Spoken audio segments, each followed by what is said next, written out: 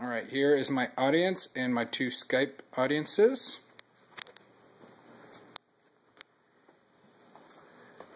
For my informative speech, I'll be talking about this poster, which is Land Cover, Plant Communities, and Condition of Forested Headwater Streams.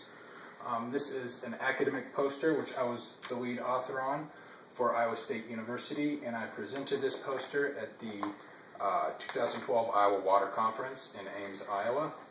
And this is a poster of work that our research team is doing between myself, graduate students, and professors. And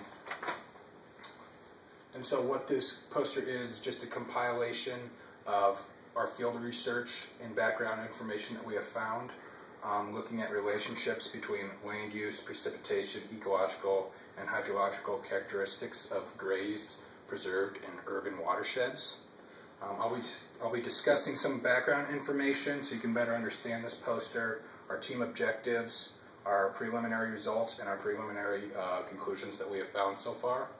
So some of the background information that you need to know for this, to understand this better, is according to the Iowa Climate Change Impacts Committee, that climate change will likely increase the frequency and intensity of precipitation, leading to stream responses. And so with more precipitation, you're going to have different streams. So we're going to see some erosion like we have here in this stream right here, compared to little erosion that you can see in that stream. According to Freeman et al., hydrological and biological characteristics of headwater streams effectively integrate the influence of surrounding land uses on water quality. And so that's why we looked at three different types of headwater streams. So we looked at grazed lands, preserved lands, and urban forested watersheds. And then according to Allen et al., changes in stream flow, biological diversity, and ecological integrity occur in response to changes in catchment land use. And that's just reiterating that we're looking at these three different types of land use to see how the forested watersheds are different in those.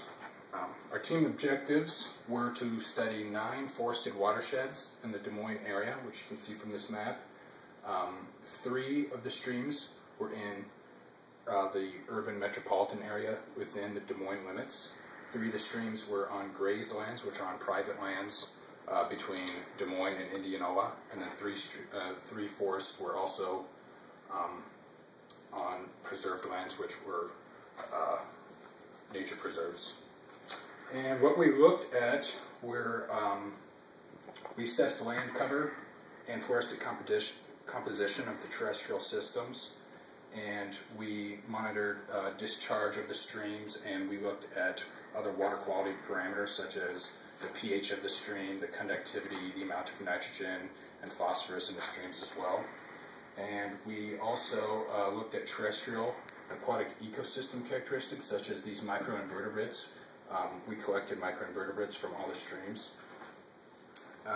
So from our preliminary results, you can see down here that in the preserved forests, which is this middle column right here, we have higher total plant biomass and higher total plant nitrogen content. And this is what we expected to see because the preserved forests should be undisturbed, and which means that there should be more plants, which also means that there should be more plant nitrogen in there. So that's good to see.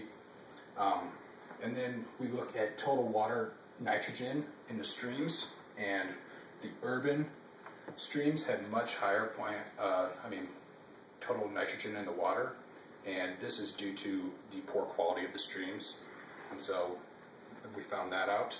And then we looked at microinvertebrates, and a picture of these first 3 right here are a specific family of taxa called the EPT, which is a common characteristic looking at for microinvertebrate studies. And these are intolerant species, so these 3 species will not survive in poor streams, and we can see that they were not found in hardly any of the urban streams, which tells us that they were indeed poor streams, but they were found in grazed and preserved streams.